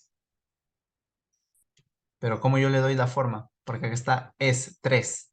Esto se traduciría así, ¿no? Factorial de 2 por S más a la 2 más 1. Pero acá me falta un factorial. Tengo el factorial, pero tengo que dividirlo entre el factorial de 2 para que sea igual a 1. Entonces, acá yo ya voy diciendo, mi transformada inversa va a ser igual a 1 medio por t al cuadrado. Eso va a ser. Si te das cuenta, ahora no es que de la misma forma ya llego a darle la estructura, el f en función de s, no. Ahora te pueden dar cualquier cosa algebraica y tú tienes que saber qué artificios hacer para transformarlo a la función original. Porque mira, ahora si hago esta transformada, ya sé de que transformada de t al cuadrado es igual a factorial de 2 por t al cubo. Y esto multiplicado por 1 medio me da 1 sobre s al cubo.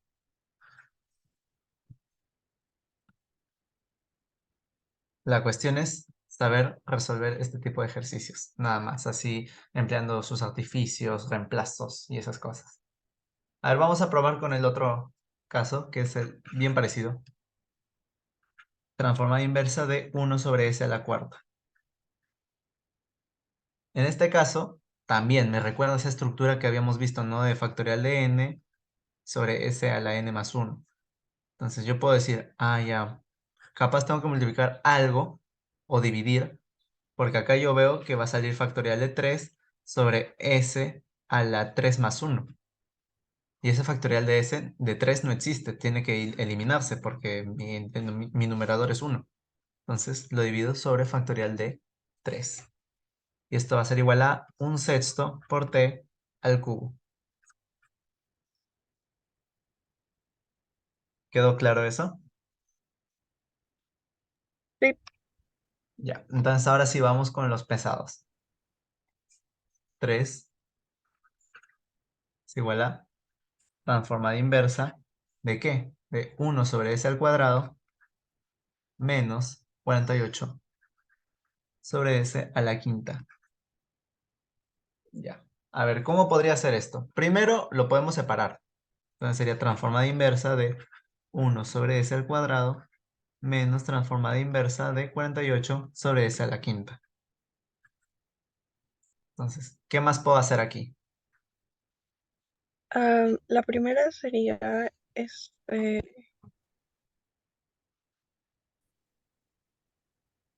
la primera sería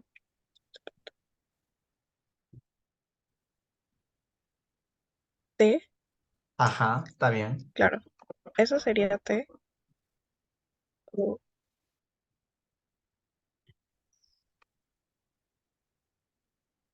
Y la otra sería A ver, ¿esto a qué es igual? A ver, podemos hacer 1 Eh, por 2 por 3. 2 por... Espera. 2t a la cuarta. A ver, menos 2t a la cuarta. Ya, así puede ser, No, vamos. espera, es que eso...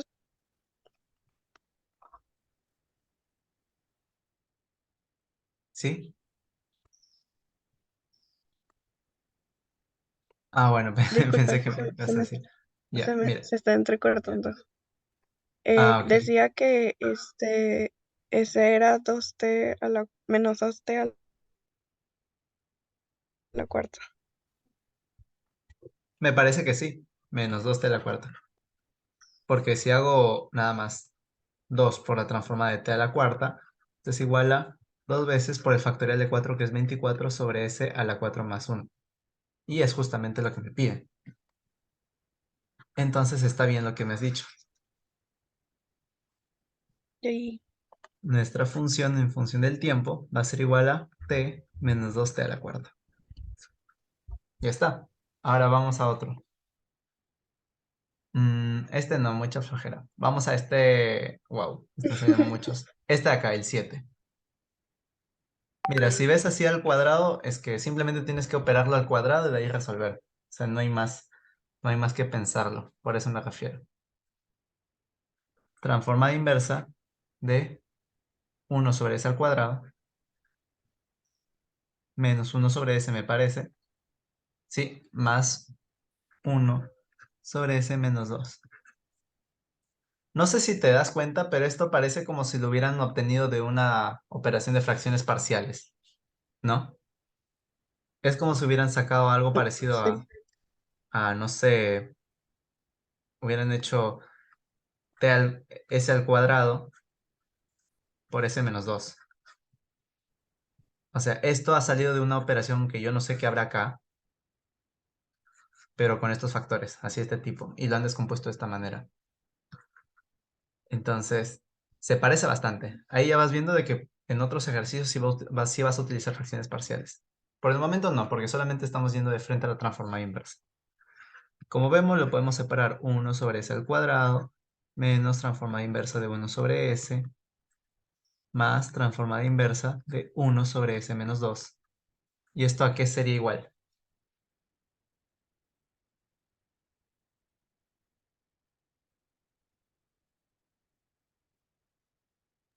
La primera sería t, Ujú. la segunda sería 1 Claro, t menos 1 más. y... espérame un momento.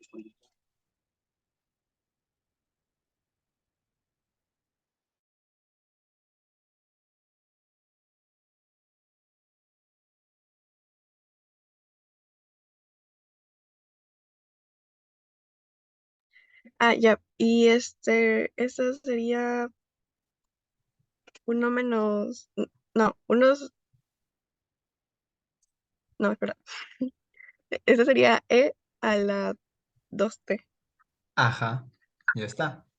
Entonces, en función del tiempo es a la 2t más t menos 1. Ya está. Ahora vamos con uno más. A ver, vamos a probar con este de aquí. El 15. Transformada inversa de 2s menos 6 sobre s al cuadrado más 9. Sí, está bien. ¿Cómo podríamos Ahí hacer en este tenemos caso? que, ahí tenemos que usar fracciones parciales. No necesariamente. Recuerda que hay varias formas a las cuales lo puedo cambiar. Am, claro, eso suena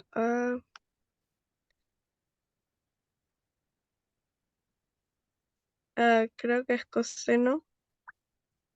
Claro, lo puedes dar forma. Mira, esto es igual a 2 veces la transformada inversa de s sobre s al cuadrado más 3 al cuadrado menos 6 veces la transformada inversa de cuánto, de 1 sobre s al cuadrado más 3 al cuadrado. Se parece bastante cada uno a una función de seno y la otra función de coseno, ¿verdad? Ujú, Esta de acá tiene forma de coseno, me parece. de coseno. El s coseno. Entonces, pues me fui hasta arriba. Wow.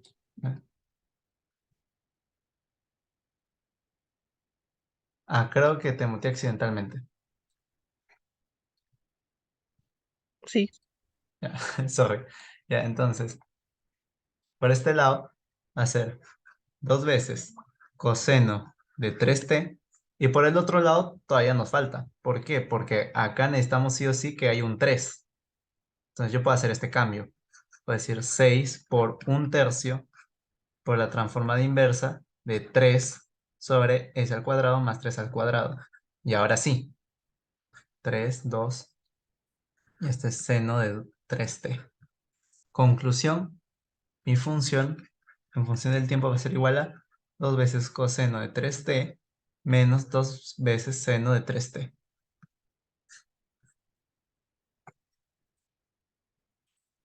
¿Ves? O sea, este tipo de cositas es de lo que hablo.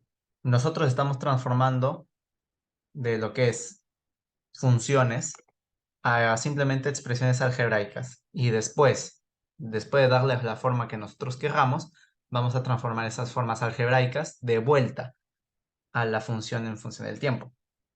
Esa es la idea de las transformadas. Ese es el mecanismo. Y ahora vamos a intentar uno más. Espera, una pregunta. ¿Sí? En este caso, no nos importa que las soluciones, o sea, bueno, esto no es el caso, pero, por ejemplo, no nos importaría si la solución sale como una combinación lineal. Mm, es que en este caso no va a suceder. Justamente porque en la misma operación algebraica se resuelve toda esa complicación.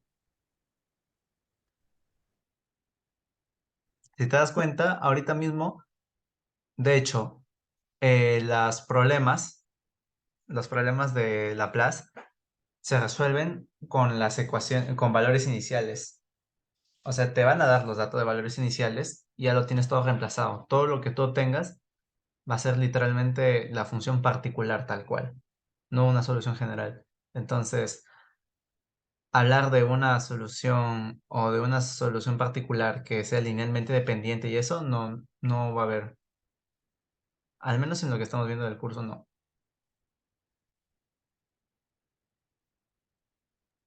Ya. Ahora vamos con el último, el 16. Ese que nos dice hallar la transformada inversa de s más 1 sobre s al cuadrado más 2. ¿Sí, no? Sí. ¿Cuánto sería esto?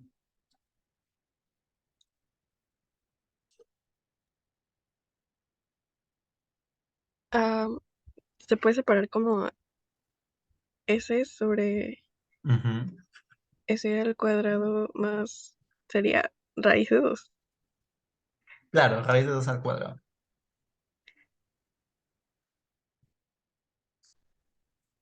Y el otro lado ya más transformada. Ajá, 1 sobre S al cuadrado más raíz de 2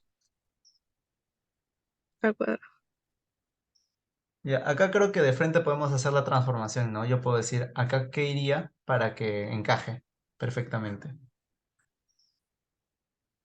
Am, este, 1 sobre raíz de 2 Ujú. Y entonces acá también pongo raíz de 2. Ya está. Nuestra función en función del tiempo va a ser igual a, en este caso, va a ser coseno, me sería parece, ¿no? coseno. Ajá, coseno raíz de 2t Más raíz de 2 sobre 2, más otro. más seno de raíz de 2t. Si te preguntas qué he hecho acá, simplemente he hecho Ah, sí, racionalización. es un radical. Eso. Ajá. Entonces, ya estás fina con lo que son transformadas y transformadas inversas. Y La cuestión ahora es pasar al otro tema. no, O sea, sigue siendo lo mismo, pero vamos a incorporar valores iniciales. Aquí está. ¿Qué es lo que sucede cuando nosotros ya entramos a los valores iniciales? Pues tú sabes de que ya entrando a ese campo, tenemos que entrar también a que hay derivadas dentro de una ecuación diferencial. Y pues acá tenemos espera, las transformadas derivadas. Dime. esta parte es un poco extensa porque ya son las 11:30. Ah, ya. Entonces, simplemente lo detallo y ahí lo acabamos. Ya. Sí, solamente quiero mostrar el caso. Nosotros vamos a tener ecuaciones como, por ejemplo, las que vimos de circuitos. Voy a poner, por ejemplo, mi L por la segunda derivada de la carga, más resistencia por la derivada de la carga, más 1 sobre la capacitancia por la carga, igual a algo. En este caso, voltaje. El punto es de que, como ves, no solamente está la función normal, sino tengo su derivada, su primera, su segunda derivada. Y también en una ecuación así tengo que resolver justamente estas transformadas. Entonces, ¿cómo sería la derivada de una transformada? De la primera derivada. La transformada de una derivada sería S por la transformada de la función original menos el primer valor inicial. Y si es la segunda derivada, S al cuadrado por la transformada del original menos S por el primer valor inicial menos el segundo valor inicial. Si te percatas, hay una sucesión. Si yo, por ejemplo, ahora hiciera la transformada de la tercera derivada, tendría en este caso que hacer esto. S al cubo por la transformada de la original menos S al cuadrado por el primer valor inicial menos S por el segundo valor inicial menos el tercer valor inicial. Creo que se entiende la secuencia.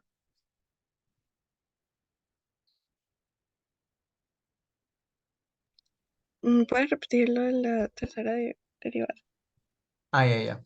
O sea, más o menos la idea es esta. Siempre que haya transformada de una derivada, siempre va a tratarse de dar una forma polinómica. Por eso es que acá, por ejemplo, primera derivada empieza con S, o sea, grado 1. Y va disminuyendo por los valores iniciales que tengas. Si tienes primera derivada, solamente vas a tener un valor inicial. Si tienes hasta segunda derivada, vas a tener dos valores iniciales, y así sucesivamente. Por eso acá en la segunda derivada, su transformada va a ser S al cuadrado por la transformada de la original, menos S por su primer valor inicial, menos el segundo valor inicial. Cada vez va disminuyendo el grado. S al cuadrado, S a la 0, o sea, 1. Eso es lo que va a pasar en estos Ah, claro. casos. Ya. Y por eso decía que sucesivamente va a ser así. Por eso he puesto acá el ejemplo para tercera derivada. Sería S al cubo por la transformada del original, menos S al cuadrado por el primer valor inicial, menos S por el segundo valor inicial, menos el tercer valor inicial. Es de esa manera, es escalonado. Y cuando tienes, por último, que resolver esto, por ejemplo, para el caso de circuito RLC, ¿qué haría yo aquí? Haría mi constante por la transformada de mi segunda derivada de la carga, más, ahí lo voy a poner negrito, más R por la transformada de la primera derivada de la carga, más inversa de la capacitancia transformada de la carga. Y todo esto igual a la transformada también del voltaje. No hay que olvidarnos de esa función. Y ya después de eso solamente quedaría darle la estructura algebraica que nosotros querramos y convertirlo de vuelta a funciones. Y así obtendremos nuestra solución particular. Eso es todo.